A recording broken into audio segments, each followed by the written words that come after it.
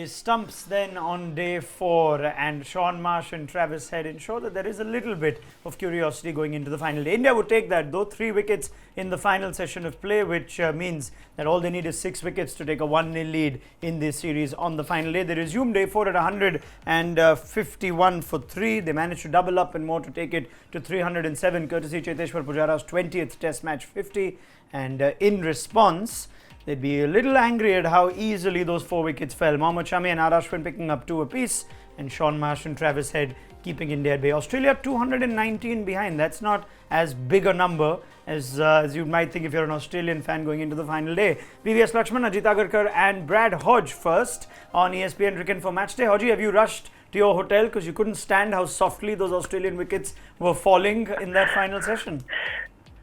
I said, well, yeah, it was frustrating as an Australian to see that, if you can just grind it out and just put some value on your wicket, which unfortunately, we made some simple mistakes. And, you can see if we're only 1 or 2 down at the close of play and you still got 219 runs to chase, there'd be a good hope for Australia. But 4 down, it's not where you want to be. Even as a bowler, Ajit, there are some wickets that you earn as the bowler and some wickets the batsman helps you out a little. Looking at Usman Khawaja and Aaron Finch, most certainly. Yeah, maybe they felt the pressure again. Yeah. I'm not sure why, because for some reason, at least in my opinion, I felt that looking at today, batting felt a little bit easier than what it's looked in the first innings. It didn't seem to maybe zip through as much of the pitch if it was for the seamers or even Ashwin.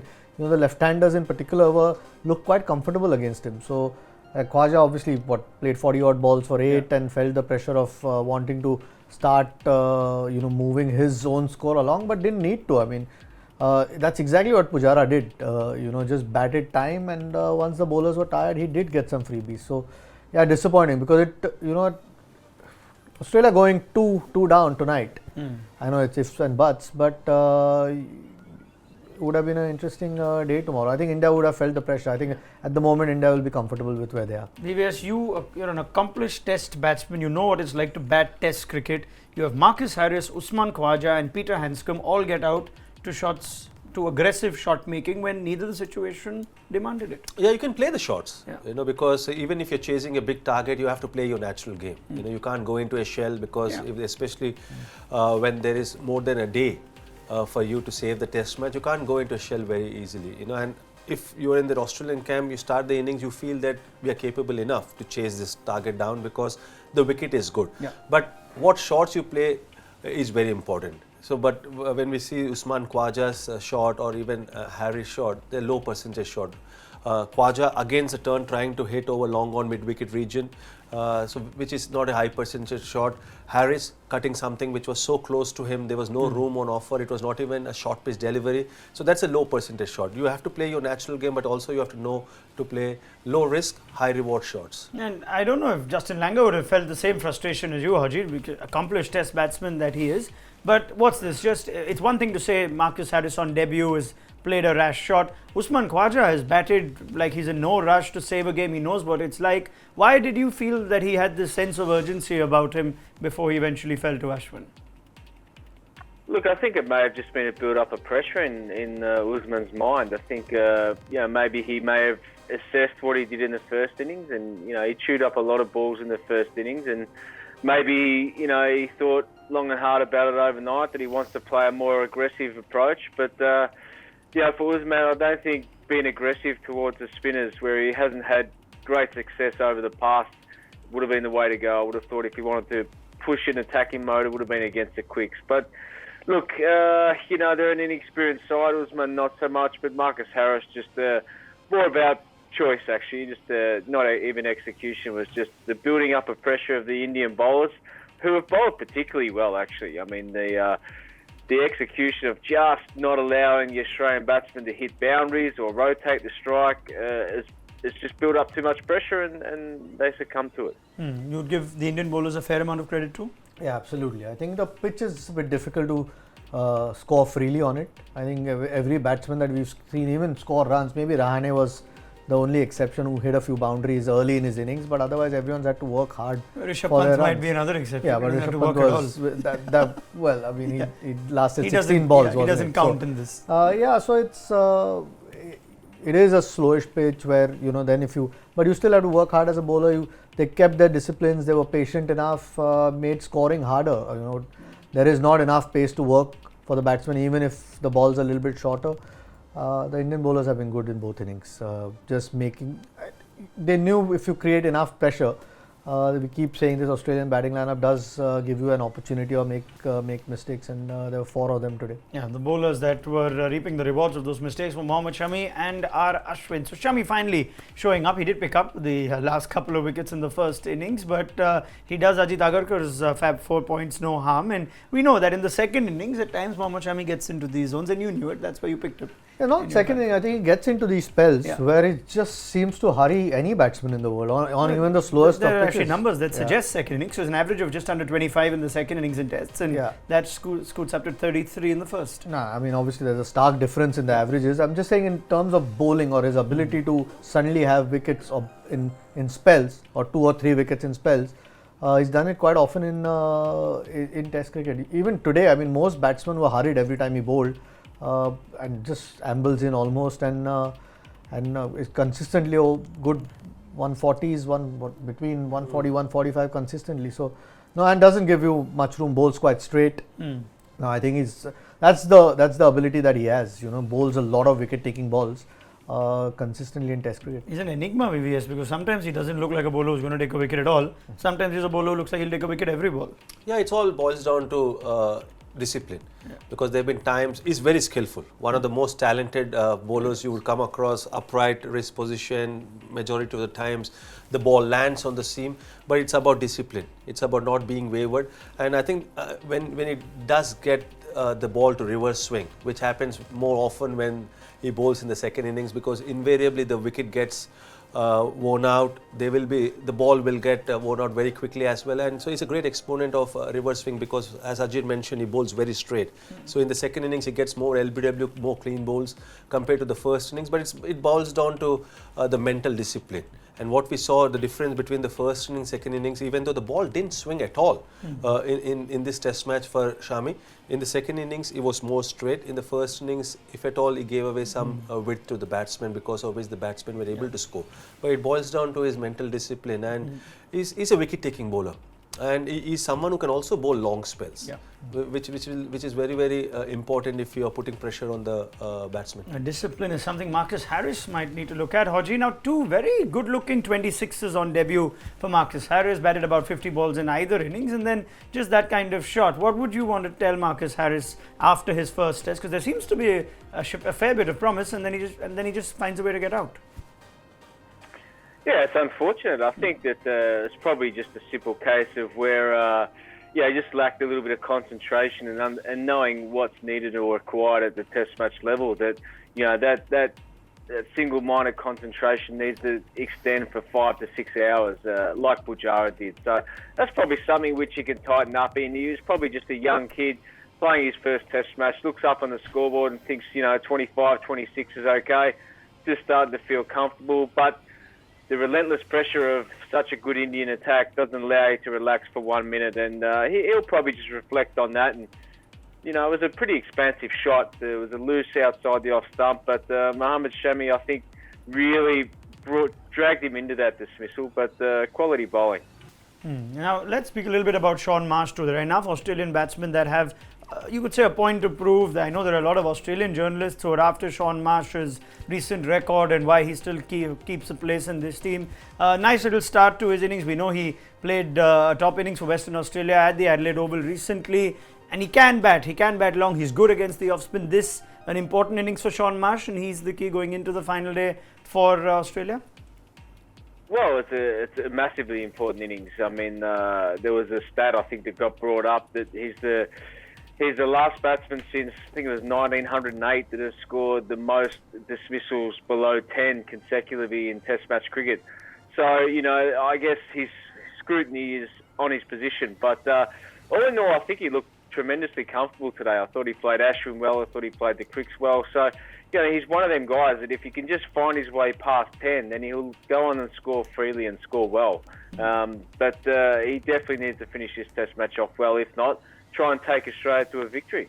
And you saw that those numbers there. He averages 81 against off spin in Australia, VVS. So if Ashwin is the key on the final day, they've got their best batsman arguably against that off spin to handle it. And unlike Khwaja, he never really looked unsettled or scratchy. Once he got through those first few balls, he seemed quite comfortable. I think he's the best player of spin bowling as far as this Australian batting lineup is concerned. When Steve Smith comes in, he's much better. Yeah. He's probably one of the best in world cricket.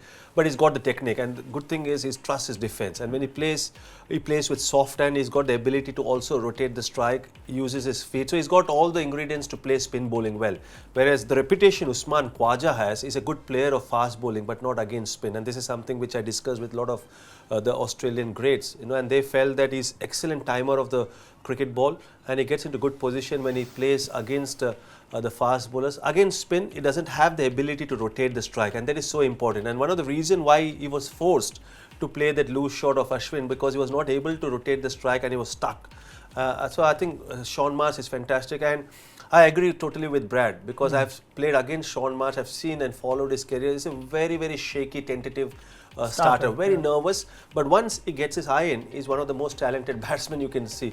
And when your situation or your position in the team is on the line, this is a perfect opportunity for him to go out there and do something special for his country. If Ashwin is to be the man to dislodge the rest of this Australian batting, there is a challenge before him too. He anyway has his own point to prove about performances outside the subcontinent. In Test this year, the average shoots up. Unlike Mohammed Shami, he's the complete opposite. Very good first innings average of just under 20. In the second innings, he tends to taper off. Strike rate of nearly 79 and an average of over 33. Not sure how that explains our Ashwin, Ajit. Yeah, not sure actually. I mean, obviously there's some test away from India in England and South Africa. Strange one really. You would expect him to bowl better in the second innings. As the pitch tempo wears off and whatnot. Can't explain it. I'm trying to think on the top of my head. We're thinking of Southampton. There's one test where he bowled a lot without much success. And that pitch did help as well. Yes. I think he was carrying a little bit of a niggle in that second innings, which didn't help his cause. But you would expect him to bowl better in the second innings. Hopefully tomorrow's the day where he proves it. Okay, we've got some fan questions too that are coming in, and I'm glad that you've spent your Saturday following this test match. It does look like the odds are heavily stacked in favour of India. David Gala, is Ashwin guilty of trying too many variations? Should he have followed what Line did? Did we notice too many variations? Yeah, there was more carom ball, more slider today. Also, I think it's because when Lyon bowled, he bowled to a lot of right-handers, and there was a rough spot. All Nathan Lyon had to do was pitch the ball, which by default is his length, on that rough. Whereas Ashwin had to try something different, so he bowled over the wicket, he bowled round the wicket, and he had to try various variations. When the wicket is not helping you, then you have to use all the variations you have. Otherwise you can't be predictable at this level. So that's the reason why Ashwin probably used more variations as the partnership was building between Shaun Marsh and the other Australian. I mean, the left-handers did look a lot comfortable against him. I mean, even though Khwaja scratched around or wanted to score, it never looked like when he defended he was in trouble, which that's why I feel it's an opportunity lost for some of the Aussie guys who've gotten out. I mean, could have had India under a bit more pressure. I mean, even if they were somewhere near this score, Hodge, and without a wicket lost, if Ashwin is not going to be as the pitch isn't helping him as much as it did for Nathan Lyon, the fast bowlers have to work hard for their wickets, and you need 60 runs a session if you are to really look at an Australian win. This might be a day of some reflection and retrospect for Australia. Well, yeah. I mean, when India presented Australia with an opportunity to only chase 300, even though it would be a record-chasing score, you felt that the wicket was in a good condition to be able to do so. And if Australia had batted, or if Australia can bat 100 overs, then they'll go close to chasing this total down. It's 3 and over. The scoreboard in this particular match has only been about 2.5, 3 and over. So, just going with that status quo, that if you just bat time and you just put some, value on your wicket and wear the bowling down like Pujara did, then there's going to be rewards at the end of the day. So, yeah, it's a frustrating day to go in there losing 4 wickets when, quite possibly it should have only been 1 or 2. They have Tim Payne, the captain, still to come. They've got a resilient lower order bowlers that put a high price on their wicket when they come out to bat in Nathan Lyon and Pat Cummins. Mitchell Starc can hit it. So let's see if we can make a game of this on the final day. More questions coming our way on this post show for day 4. Jiten Chandrana has posted quite a few in this test match. Kohli tends to hedge his bets in terms of the number of slips to have and the placement of the slips. It cost India when they found Harris's edge. There was no second slip. How many slips should India have for the seamers? VVS, all yours. Oh, well, ideally 2, and then you have a gully, especially on this wicket. But I'm not a big fan of a big gap between the first and the second slip. While Pujara was wide, because invariably when a left-hand batsman is batting, you give yourself extra half a step as a first slipper. But the second slip, which was supposed to be KL Rahul, there he was in the position of a fourth slip. So there was a big gap between Pujara and KL Rahul. I'm not a big fan of that gap. Not that just because the catch was dropped or went in between the first and the fourth slip, but ideally you should have 2 slips. You cannot afford to have more than 2 slips until and unless he's a new batsman, or Bumrah or Ishant Sharma is bowling with some fire. In England, if you remember, we thought they might have been guilty of being too close to each other. So is it just that they're I think that's sorted out.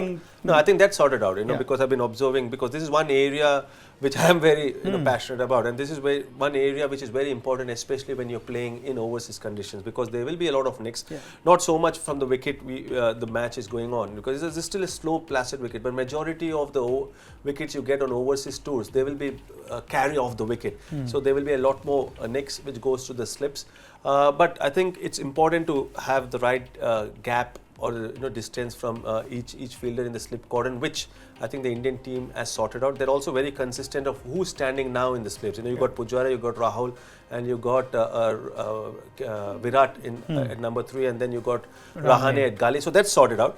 But it's just about, there was one fielder at the short point catching position when Harris was batting. So maybe the third slip went in that position. So, but I still feel the gap should not be big between the first and the second slip. You never had occasion. The only sort of difference in that instance, in my opinion, is he was bowling around the stumps. Very unlikely it was going to go sort of wide to that third or fourth slip. Fairly new ball as well. It was just after the break. So it was more likely that it was going to go fine. Batsman again getting his eye in.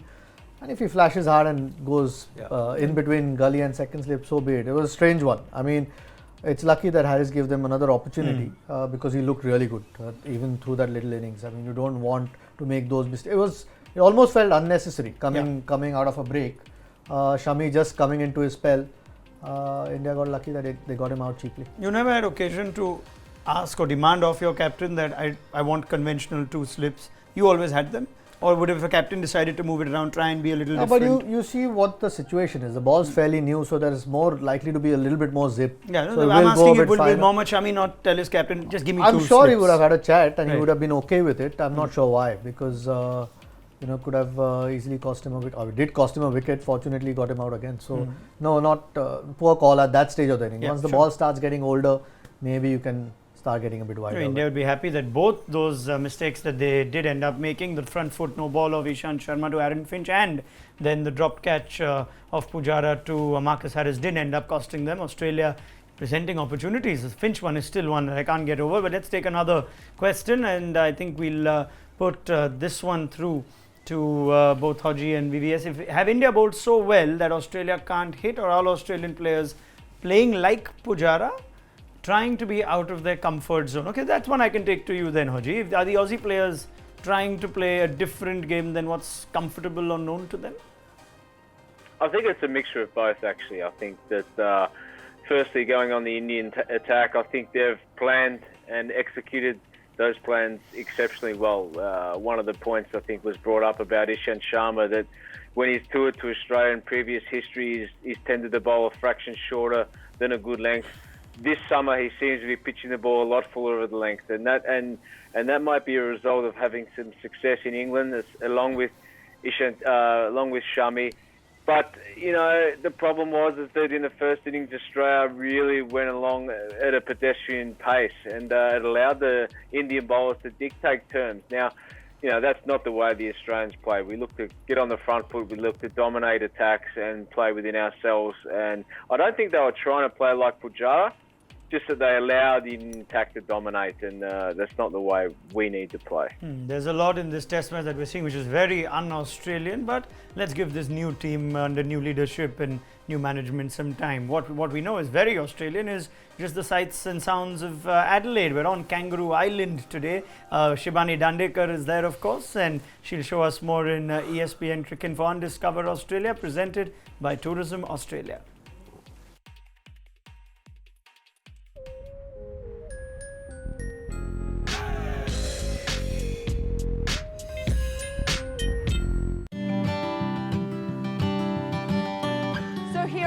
Alone in the bush on Kangaroo Island, home to 10 to 12,000 kangaroos.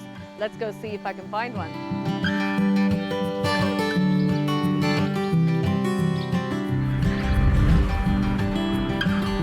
All right, it's a little rainy and wet, but our guide Tim is taking us into the bush for a really special bush lunch.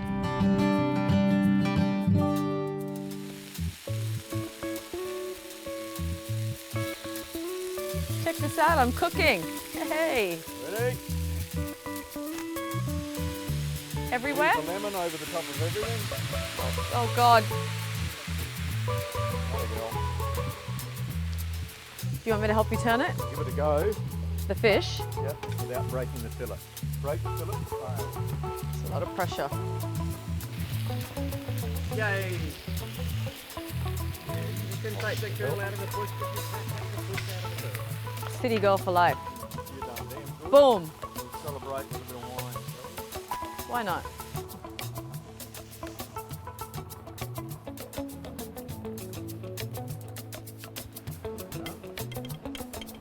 Hold it without the band-aid. Wicked lemon. And potatoes? Roll, cut the potato.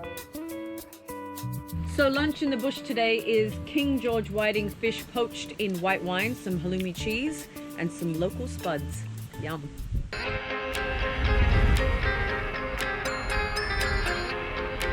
George. It's very important that when you're in the bush, you stay as fashionable as possible.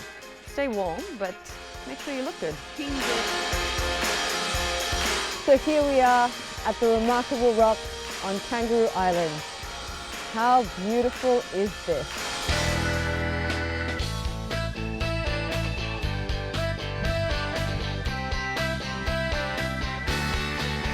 So the remarkable rocks are iconic in Kangaroo Island, and they're basically blocks of granite that are sitting on top of a giant dome of lava, and over millions of years have been shaped by wind, sea and surf.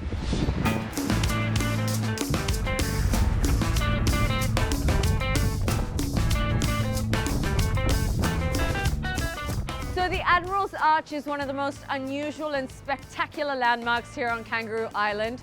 It took thousands of years of erosion for this distinctive rock bridge to form, and it's one of the best places to see the long-nosed fur seal, otherwise known as the New Zealand fur seal.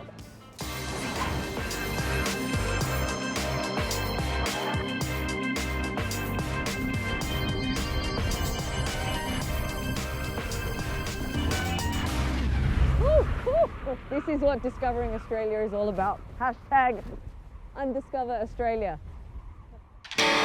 What an amazing and pristine island. We're off to the west coast now, and I'll catch you all on day one of the Perth Test.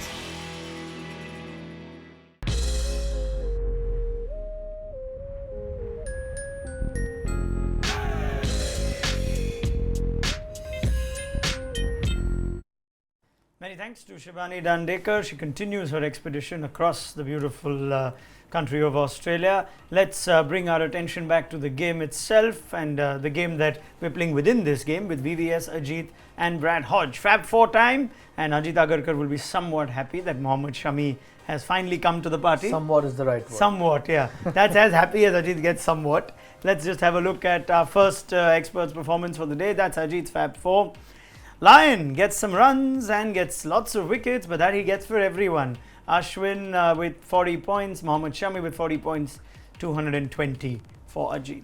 Where's the bonus points? Mohammed Shami, economical. What's going on? Strike rate. Oh, is it strike rate? Should be good. So 20 for the fifer and 20 for strike rate. So that's all the points that Nathan Lyon gets. But there's no point taking Nathan Lyon because everyone's going to get the same points for Nathan Lyon. Or if you don't take him, you're falling behind anyway. Unless our producer's given VVS more points for Nathan Lyon than the there's others. a chance. Because that could happen. He is from Hyderabad. Let's have a look at our next guest, and that's VVS Laxman. 140 points for Lyon, 40 for Ashwin. Nothing for Jasprit Bumrah, who we thought for a moment would have a bit of an injury scare in that session. So 180 for VVS. And he's more interested in seeing how much Brad Hodge has got today before he comments on his own performance. So let's look at how Hodge is done. He has had a cracker, courtesy Ajinkya Rahane, and even Rohit Sharma with a catch, a good catch that makes it 11 points. So Hodge takes it to 230. Both of you seem shocked. You seem shocked. Hodge manages to get all these random guys. I think he's shocked. Yeah. Are you shocked, Hodge, at how well you've done with that pick? Amazing after day one. I was close to hopeless, I think, in my selection. So, yeah, got it right, which is cool. There should be, maybe someone from Cricket Australia is keeping an eye on this Brad Hodge's excellent selection record, and there could be a case for Brad Hodge to select more important teams than this. Brad Hodge leads the pack at 600. VVS Laxman just 50 behind. It's neck and neck. Ajit Agarkar is, you've managed to catch up, courtesy Mohammed Shami. You're within range. Only the rules were told to me properly first day. Okay, you have another test match to try and catch it up with. So, Hodge, looking ahead to the day then, can Australia make the kind of spirited comeback that you have on Fab Four? What expectations on the final day with Marsh and Head looking good at the end of day 4? Well, you can only hope so, and you can only hope that they draw on that experience in the UAE against Pakistan in that first test where it all looked doom and gloom, and, salvage the fighting draw. So, they can draw on that experience, hopefully come good. Travis Head looked good in the first innings. Shaun Marsh is looking good at the crease. So, look, fingers crossed, it's going to be close, I reckon. And if you think it's going to be close, maybe you should pick a few Aussie batsmen in your Fab 4 for tomorrow. Are you ready to give me those? Yeah, we'll do then. Okay, I'll give everyone else a chance, especially Ajit. I'll pick Shaun Marsh then, Travis Head, and Ravi Ashwin and Jasprit Bumrah. Okay, so Head, Marsh, Bumrah and Ashwin for Brad Hodge. VVS Laxman, you heard what your closest competitor Let Ajit has. go first. You want Ajit through. He's just hedging his bet. Yeah. He wants to know how. Come on, okay, Ajit. go for Okay, it, I'm going to Ajit. go Marsh, Tim Payne, Bumrah and Ashwin. All right, so Bumrah, Ashwin for both these two. Maybe you should go for different bowlers then. Okay, VVS. so I'll go for Shami. I thought you might. I'll go for Ashwin. All right. I'll go for Travis Head. And I'll go for Shaun Marsh. Okay, I like the balance he's done there. But there's only one bowler will make the difference then. You've nicely made sure that Hodge and you are both together. Hodge wouldn't mind that as the leader. Yep. Two players overlapping. Many thanks, Ajit Agarkar. We will see you again soon for this series. VVS, see you back in the morning. So to you, Bradley Hodge. Thank you very much for your time and your thoughts. Download the ESPN Cricinfo mobile app for all the end-of-day coverage, including press conferences and everything else in the build-up to the final day. India will be filled with optimism. They need 6 wickets. Australia just over 200 runs. We'll catch you at lunchtime on day 5 for ESPN Cricinfo Match Day.